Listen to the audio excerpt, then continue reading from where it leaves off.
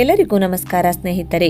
ನಟ ದರ್ಶನ್ ಹಾಗೂ ವಿಜಯಲಕ್ಷ್ಮಿ ಅವರ ಜೀವನದಲ್ಲಿ ಪವಿತ್ರ ಗೌಡ ವಿಚಾರಕ್ಕೆ ಕೌಟುಂಬಿಕ ಜಗಳವಾಗಿತ್ತು.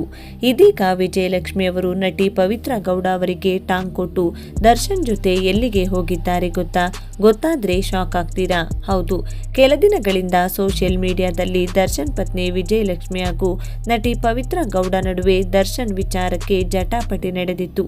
ಪವಿತ್ರ ಗೌಡ ಕೂಡ ನಾನು ಯಾರಿಗೂ ಹೆದರುವ ಅವಶ್ಯಕತೆ ಇಲ್ಲ ಎಂಬಂತೆ ಬಹಿರಂಗವಾಗಿ ದರ್ಶನ್ ಹಾಗೂ ಅವರ ಜೊತೆಗಿನ ಸಂಬಂಧದ ಬಗ್ಗೆ ಫೋಟೋಗಳನ್ನು ಹಂಚಿಕೊಂಡು 10 ವರ್ಷಗಳ ಸಂಬಂಧ ಎಂದು ಬರೆದುಕೊಂಡಿದ್ದರು. ಇದು ವಿಜಯಲಕ್ಷ್ಮಿಯವರ ಮನಸ್ಸಿಗೆ ತುಂಬಾನೇ ನೋವುಂಟು ಮಾಡಿತ್ತು.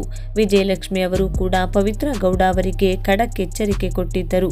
ಅಷ್ಟೆಲ್ಲ ಆದರೂ ಕೂಡ ಪವಿತ್ರ ಗೌಡ ಮಾತ್ರ ಯಾವುದಕ್ಕೂ ಕ್ಯಾರೆ ಅನ್ನುತ್ತಿಲ್ಲ. ಮೊನ್ನೆ ತಾನೇ ಕ್ಯಾಮರಾ ಹಿಡಿದು ಸಫಾರಿ ಹೋಗಿರುವ ಫೋಟೋ ಹಂಚಿಕೊಂಡಿದ್ದರು. ದರ್ಶನ್ ಅವರೇ ಪವಿತ್ರ ಗೌಡ ಅವರನ್ನ ಸಫಾರಿಗೆ ಕರೆದುಕೊಂಡು ಹೋಗಿದ್ದಾರೆ ಎನ್ನುವ ಮಾತು ಕೂಡ ಕೇಳಿ ಬಂದಿತ್ತು. ಇದೀಗ ವಿಜಯಲಕ್ಷ್ಮಿ ಅವರು ಪತಿ ದರ್ಶನ್ ಜೊತೆ ಸ್ನೇಹಿತರೊಬ್ಬರ ಕಾರ್ಯಕ್ರಮವೊಂದರಲ್ಲಿ ಒಟ್ಟಿಗೆ ಕಾಣಿಸಿಕೊಂಡಿದ್ದು ಪವಿತ್ರ ಗೌಡ ಅವರಿಗೆ ಸಖತ್ತಾಗಿ ಟಾಂಗ್ ಕೊಟ್ಟಿದ್ದಾರೆ.